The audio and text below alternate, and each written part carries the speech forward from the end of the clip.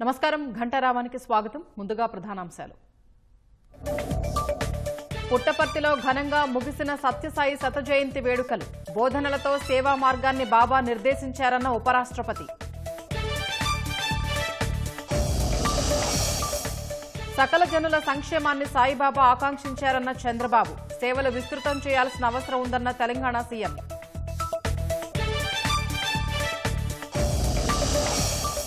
YCP ప్రభుత్వంలో mining రంగం నాశనమైందన్న మంత్రి కొల్లు రవీంద్ర. కూటమి పాలనలో ఆదర్శంగా తీర్చిదిద్దుతామని వెల్లడి.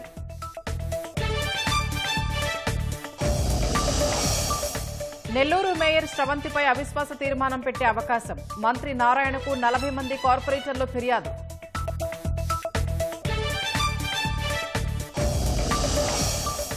కొన్ని గంటల్లో వాయుగుండంగా మారనున్న అల్పపీడనం. మంగళవారానికి బంగాళాఖాతంలో తుపానుగా మారే అవకాశం.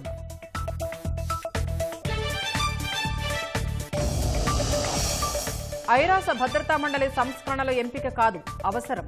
ఐబీఎస్ఈ నేతల శిఖరాగ్ర సదస్సులో ప్రధాని మోదీ స్పష్టీకరణ.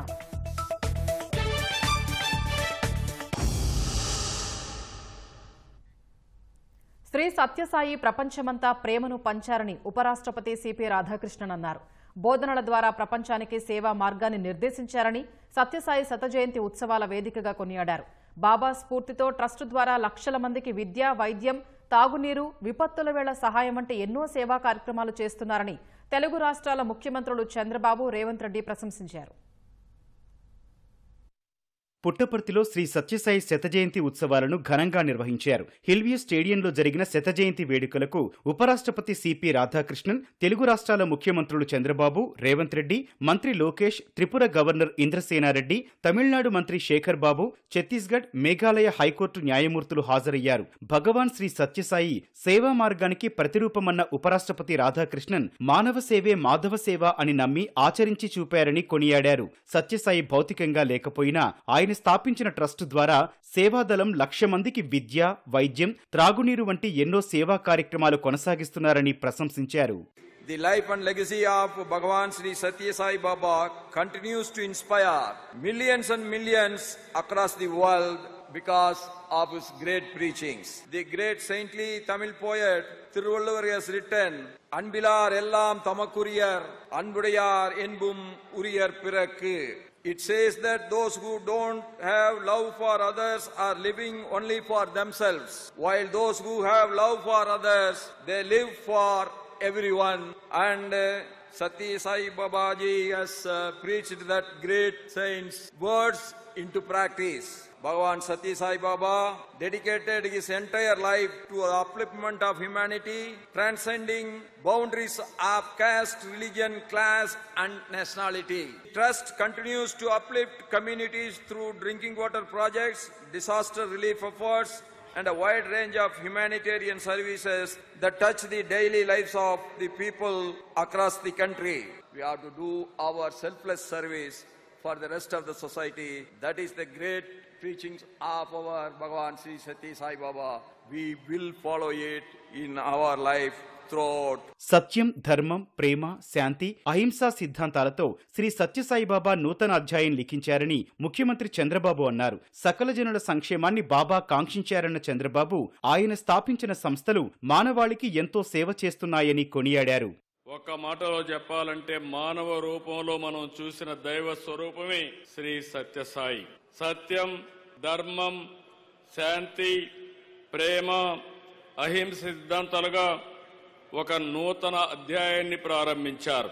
ఈశ్వశాంతి, ఈశ్వ సౌభాగ్యం, సకల జనుల సంక్షేమాన్ని బాబా కోరుకున్నారు. కాబట్టి పుట్టపర్తిలో పుట్టిన భగవాన్ సాయి సిద్ధాంతం విశ్వవ్యాప్తమైంది.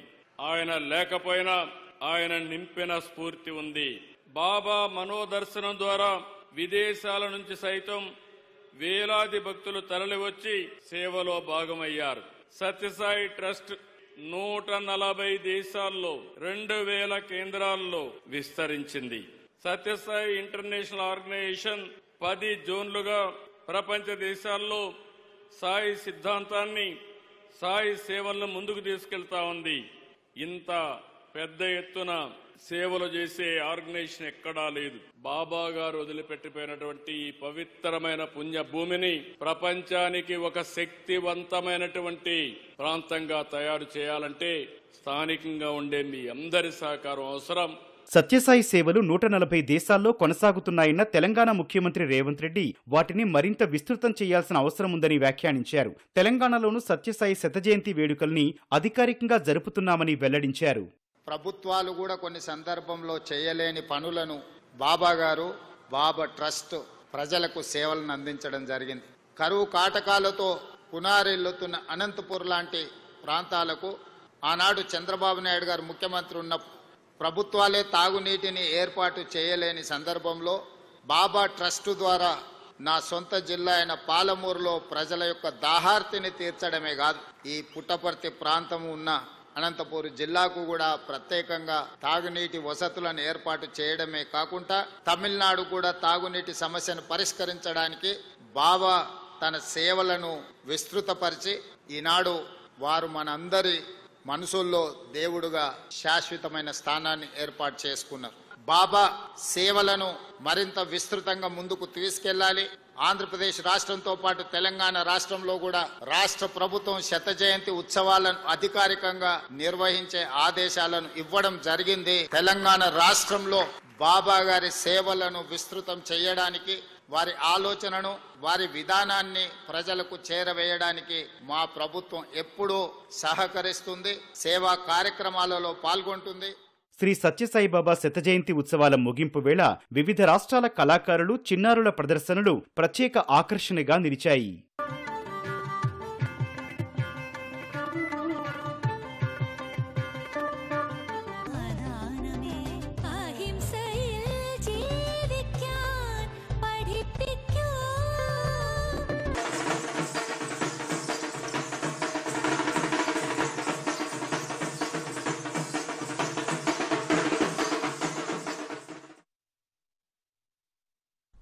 భగవాన్ శ్రీ సత్యసాయిబాబా శత జయంతి సందర్భంగా భక్తులకు మంత్రి నారా లోకేష్ శుభాకాంక్షలు తెలియజేశారు.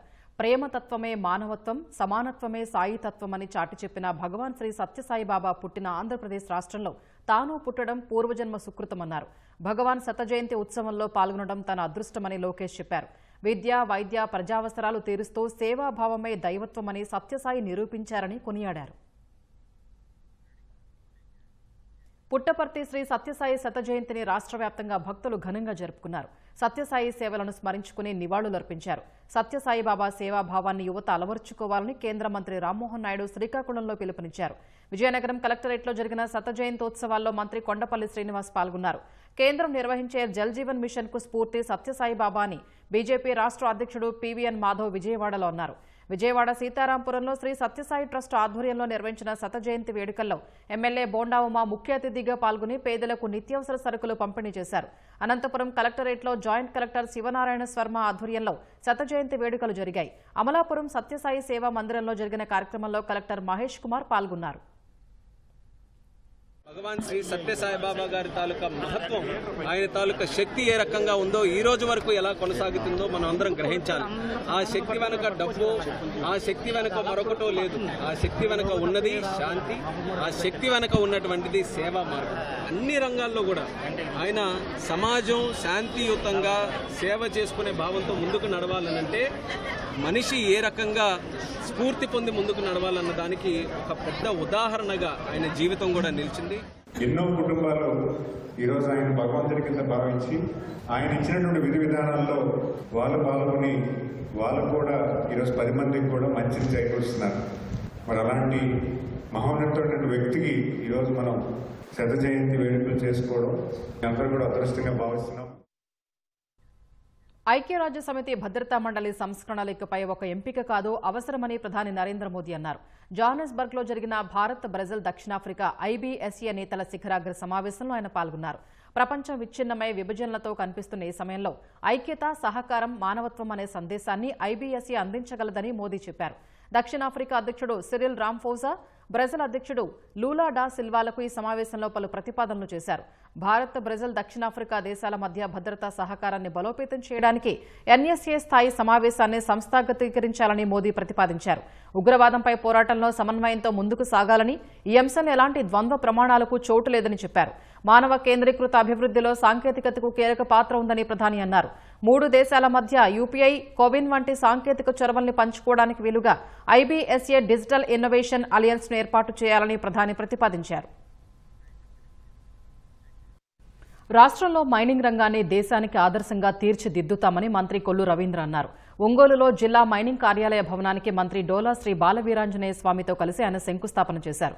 అన్ని జిల్లా కేంద్రాల్లో గనుల శాఖ కార్యాలయాలు నిర్మిస్తామని మంత్రి చెప్పారు. వైసీపీ పాలనలో మైనింగ్ రంగాన్ని నాశనం చేశారన్న మంత్రి కూటమి ప్రభుత్వం వచ్చాక క్రిటికల్ మినరల్స్ కోసం ప్రత్యేక పాలసీ తెచ్చినట్లు వివరించారు.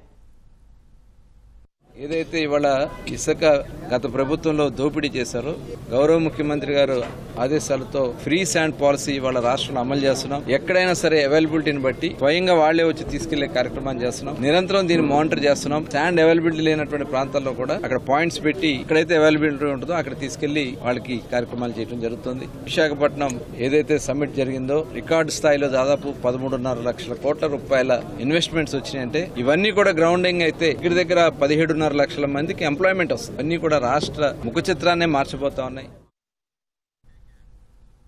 నెల్లూరు నగర మేయర్ స్రవంతి మాకొద్దు అంటూ కార్పొరేటర్లు అవిశ్వాసానికి సిద్దమయ్యారు. స్రవంతికి వ్యతిరేకంగా దాదాపు 40 మంది కార్పొరేటర్లు నెల్లూరులోని మంత్రి నారాయణను కలిశారు.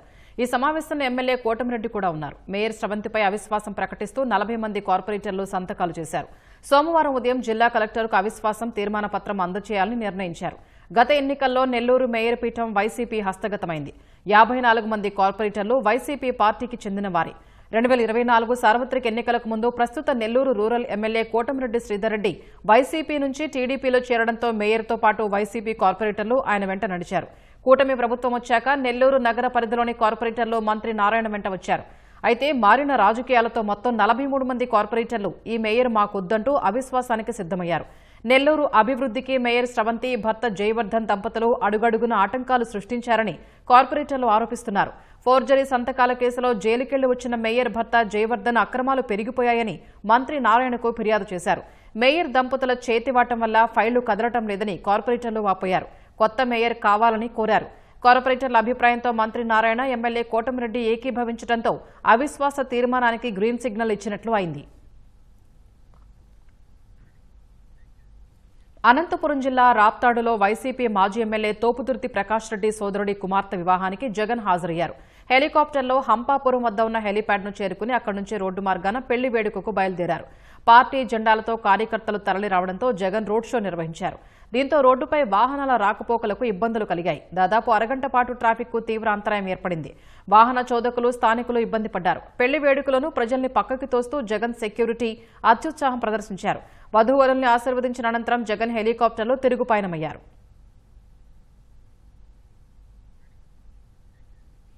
దక్షిణ అండమాన్ సముద్రంపై అల్పపీడనం కొనసాగుతుంది. సోమవారం వాయుగుండంగా మారే అవకాశం ఉందని వాతావరణ శాఖ హెచ్చరికలు జారీ చేసింది. 48 గంటల్లో ఆగ్నేయ బంగాళాఖాతంలో తుపానుగా మారే అవకాశం ఉందని వెల్లడించారు. అల్పపీడన ప్రభావంతో దక్షిణ కోస్తాలో ఇవాళ తేలికపాటి నుంచి మోస్తరు వర్షాలు కురిసే అవకాశం ఉంది. 1 లేదా 2 చోట్ల భారీ వర్షాలు వచ్చే అవకాశాలున్నాయి. రాయలసీమలో 1 లేదా 2 చోట్ల భారీ వర్షాలు, మిగతా ప్రాంతాల్లో తేలికపాటి నుంచి మోస్తరు వర్షాలు కురిసే అవకాశం ఉందని వాతావరణ శాఖ వెల్లడించింది.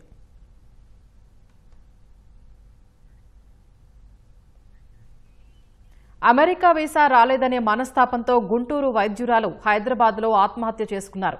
మృతురాలు రోహిణి హైదరాబాద్లోని తన నివాసంలో నిద్రమాత్రలు మింగి చనిపోయినట్లు పోలీసులు తెలిపారు.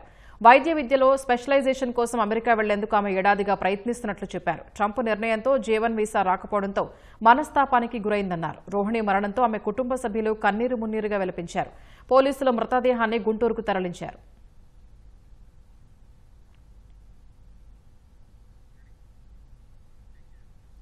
అల్లూరి సీతారామరాజు జిల్లా అనంతగిరి మండలం జీనబాడు పంచాయతీ పరిధిలోని రైవాడ రిజర్వాయర్లో పడవ నీట మునిగింది.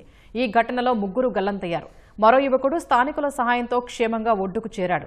గల్లంతైన 3లో ఓ వ్యక్తి మృతదేహం లభ్యమైంది. మృతుడు జీనబాడుకు చెందిన గంజి జీవన్ కుమార్ గా గుర్తించారు. రైవాడ జలాశయం ఆవల ప్రాంతానికి ఫారెస్ట్ వాచర్ అప్పలరాజుతో పాటు మరో 3 వ్యక్తులు నాటు పడవపై వెళ్లారు. తిరిగి ఒడ్డుకు వస్తున్న సమయంలో జలాశయంలో పడవ మునిగిపోయింది. జీనబాడుకు చెందిన జలద ప్రసాద్ను స్థానికులు కాపాడారు. ఫారెస్ట్ వాచర్ అప్పలరాజు, దబల రమేష్ ఆచూకీ కోసం స్థానికులు తీవ్రంగా గాలించారు. చీకటి పడడంతో గాలింపు చర్యలు నిలిపివేశారు. సోమవారం ఉదయం ఎస్డీఆర్ఎఫ్ బృందాలతో గాలింపు కొనసాగిస్తామని పోలీసులు తెలిపారు. అటవీ ప్రాంతంలో అక్రమ కలప రవాణాను అడ్డుకునేందుకు వాచర్ అప్పలరాజు మరో 3 తీసుకుని నాటు పడవలో వెళ్లినట్లు స్థానికులు చెబుతున్నారు.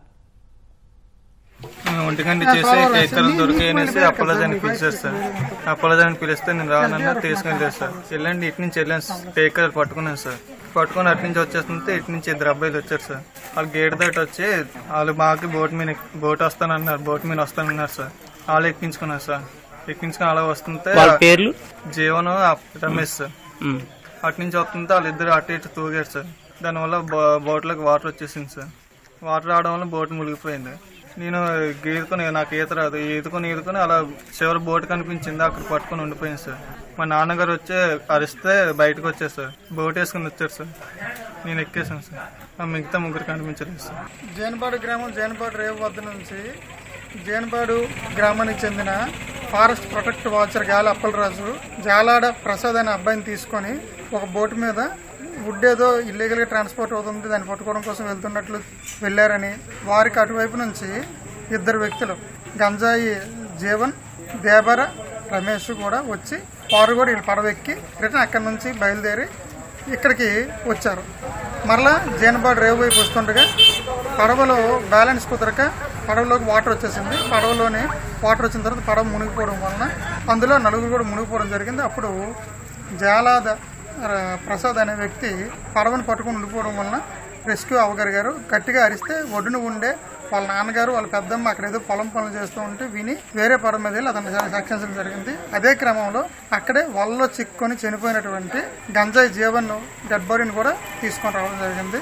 మిగతా 2 గాలి అప్పలరాజు ఏదైతే protect watcher, forest protect watcher ఉన్నారో అతను, దేవర రమేష్, వీరిద్దరి యొక్క మృతదేహాలు లభించలేదు. రెస్క్యూ ఆపరేషన్ కొనసాగిస్తాం. పార్వతీపురం జిల్లా కొమరాడ మండలం జంజావతి రబ్బరు డ్యాంలో ఈతకు వెళ్లి 3 యువకులు గల్లంతయ్యారు. గల్లంతైన వారు శివిని గ్రామానికి చెందిన అరసాడ గోవిందనాయుడు, ప్రదీప్, రాయగడ శరత్గా పోలీసులు తెలిపారు. గ్రామంలో బంధువుల వివాహానికి హాజరై జంజావతిలో ఈతకు వెళ్లినట్లు చెప్పారు. మొదట నీటిలోకి దిగిన శరత్ ఈతరాక నీటిలో కొట్టుకుపోతూ ఉండగా ప్రదీప్ రక్షించేందుకు ప్రయత్నించాడన్నారు. అయితే ఇద్దరూ నీటిలో మునిగిపోవడంతో వీరిని కాపాడేందుకు గోవిందనాయుడు ప్రయత్నించారన్నారు. ఈ క్రమంలో అందరూ నీట మునిగి గల్లంతైనట్లు తెలిపారు. యువకుల గల్లంతుపై మంత్రి అచ్చెన్నాయుడు స్పందించారు. గాలింపు చర్యలు వేగవంతం చేయాలని అధికారుల్ని ఆదేశించారు. ఇలాంటి ఘటనలు పునరావృతం కాకుండా హెచ్చరిక బోర్డులు ఏర్పాటు చేయాలని ఆదేశించారు.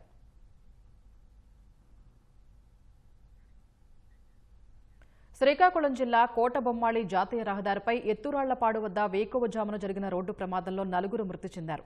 ఘటనలో 6 గాయపడ్డారు. మధ్యప్రదేశ్కు చెందిన కొందరు ఒడిశాలోని పూరీ క్షేత్రాన్ని దర్శించుకుని శ్రీశైలం వెళ్తూ ఉండగా ఈ ప్రమాదం జరిగింది. డ్రైవర్ నిద్రమత్తు కారణంగా వీరు ప్రయాణిస్తున్న వాహనం రహదారి పక్కన ఆపి ఉన్న లారీని వెనక నుంచి బలంగా ఢీకొంది. ఘటనా స్థలంలోనే 4 మృతి చెందారు.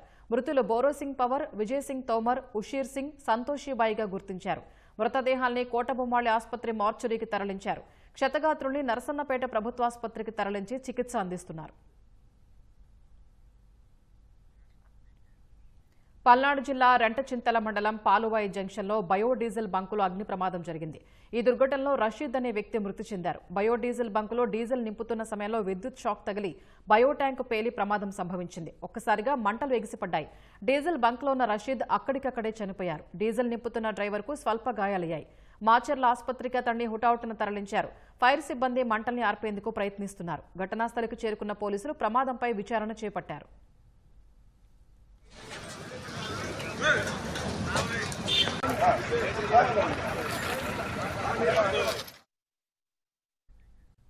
భారత సుప్రీంకోర్టు 53వ ప్రధాన న్యాయమూర్తిగా జస్టిస్ సూర్యకాంత్ రేపు ప్రమాణ స్వీకారం చేయనున్నారు.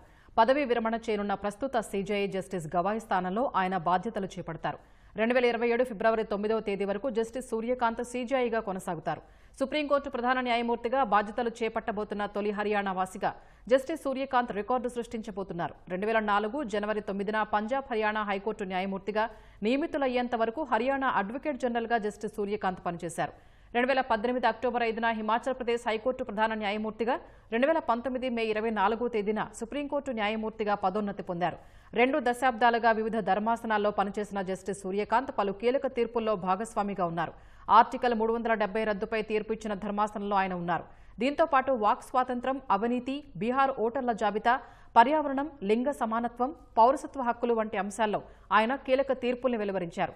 సుప్రీంకోర్టు న్యాయమూర్తిగా బాధ్యతలు చేపట్టినప్పటి నుంచి ఇప్పటిదాకా ఆయన 300 ధర్మాసనాల్లో సభ్యుడిగా సేవలందించారు. తమిళనాడు ప్రజల్ని విడదీసేలా అధికారిక డీఎంకే పార్టీ రాజకీయాలు చేస్తోందని టీవీకే చీఫ్ సినీ నటుడు విజయ్ ఆరోపించారు. వారసత్వ రాజకీయాలకు, రాడికల్స్ కు డీఎంకే పార్టీ నిలయంగా మారిందని పేర్కొన్నారు. కాంచీపురం జిల్లాలోని ఓ ఆడిటోరియంలో పార్టీ శ్రేణులు ప్రజలతో విజయ్ సమావేశమయ్యారు. టీవీకే పార్టీ సిద్ధాంతాలను డీఎంకే ప్రశ్నించడాన్ని ఆయన తప్పుపట్టారు.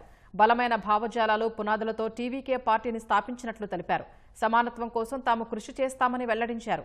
పేద, ధనిక అనే తేడా లేకుండా అందరినీ సమానంగా చూడాలనేది తమ పార్టీ పాలసీ అని చెప్పారు. రాష్ట్రంలో నీట్ పరీక్ష రద్దు వంటి పలు దొంగ హామీల్ని డీఎంకే ఇచ్చిందన్న విజయ్ తాము మాత్రం అలాంటి హామీలు ఇవ్వమని తెలిపారు. రాష్ట్ర ప్రజలందరికీ సొంత ఇల్లు, ప్రతి ఇంట్లో ఒక బైకు ఉండాలనేదే టీవీకే లక్ష్యమని విజయ్ వెల్లడించారు. 2 నెలల క్రితం కరూరులో తొక్కిసలాట ఘటన తర్వాత నిలిచిపోయిన రాజకీయ ప్రచారాల్ని విజయ్ తిరిగి ప్రారంభించారు. ఈ నేపథ్యంలో ఎలాంటి అవాంఛనీయ ఘటనలు చోటు చేసుకోకుండా కట్టుదిట్టమైన ఏర్పాట్లు చేశారు. సమావేశం కోసం ఓ ప్రైవేటు కాలేజీ ప్రాంగణాన్ని ఎంచుకున్నారు. దాదాపు 1500 మందికి క్యూఆర్ కోడ్ పాసులు ఇచ్చి వారిని మాత్రమే అనుమతించారు. సభకు వచ్చే వారి కోసం ఆహారం, నీరు, ఇతర ఏర్పాట్లు చేశారు. అనుమతులు లేని వారు చొరబడకుండా ప్రాంగణం చుట్టూ షీట్లను అమర్చారు. ఆపరేషన్ సింధూర్ సమయంలో భారత్ చేతిలో ఘోర పరాజయం చవిచూసినా పాకిస్తాన్ తన బుద్ధి మార్చుకోలేదు. సామాజిక మాధ్యమాల్లో తప్పుడు ప్రచారాలు చేస్తూనే ఉంది. భారత్ పాక్ మధ్య ఉద్రిక్తతల సమయంలో గగనతలంలో పాకిస్తాన్ పైచేయి సాధించిందని, భారత్ రఫేల్ జెట్లు కోల్పోయిందంటూ ఫ్రాన్స్ నౌకాదళ అధికారిని ఉటంకిస్తూ పాకిస్తాన్ మీడియాలో కథనం వెలువడింది. దీన్ని ఫ్రాన్స్ నౌకాదళం తీవ్రంగా ఖండించింది. ఫేక్ న్యూస్ గా పేర్కొంటూ పాక్ మీడియా దుష్ప్రచారానికి చెక్ పెట్టింది. ఈ నేపథ్యంలో పాకిస్తాన్ మీడియా భారత వ్యతిరేక ప్రచారంపై నెట్టింట పెద్ద ఎత్తున విమర్శలు వెల్లువెత్తాయి. బీజేపీ ప్రతినిధి అమిత్ మాలవీయ ఈ వ్యవహారాన్ని పాక్ తప్పుడు సమాచార యంత్రాంగానికి నిదర్శనంగా పేర్కొన్నారు. పాకిస్తాన్ కల్పిత వాదనలకు ఇప్పుడు వాస్తవాలు బహిర్గతమయ్యాయని చెప్పారు. పహల్గాం దాడికి ప్రతీకారంగా ఆపరేషన్ సింధూర్ చేపట్టిన భారత్ పాకిస్తాన్లోని ఉగ్ర స్థావరాల్ని ధ్వంసం చేసింది. 88 గంటల్లోనే పాకిస్తాన్ కాళ్లబేరానికి వచ్చేట్లు చేసింది.